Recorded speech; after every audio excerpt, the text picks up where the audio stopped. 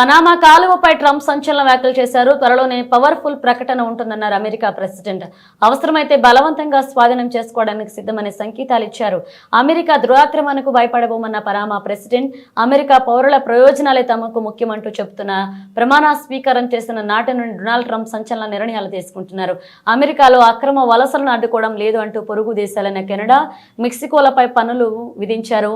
తాజాగా Panama కాలువపై China జోక్యాన్ని తప్పుపడుతూ సంచలన వ్యాఖ్యలు చేశారు.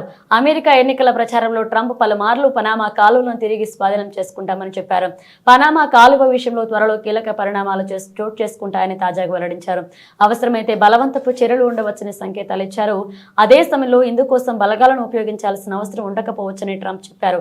యాంటీ పనామా కాలువ వివాదం, వాణిజ్య నౌకల రాకపోకలకు పనామా కాలువ అత్యంత కీలకం. పనామాతో అమెరికా ఒప్పందం కుదుర్చుకుని ఈ కాలువను 1914లో నిర్మించింది. 1999లో కాలువను పనామాకు అప్పగించింది. తర్వాత కాలువపై చైనా జోక్యం పెరిగిందని అమెరికా ఆరోపణలు గుప్పించింది. తమ నౌకల నుంచి భారీ మొత్తంలో ఫీజులు వసూలు చేస్తుందంటూ పనామాపై విమర్శలు చేసింది. ఫీజులు తగ్గించకపోతే కాలువను తిరిగి స్వాధీనం చేసుకుంటామని పలు సందర్భాల్లో హెచ్చరించింది.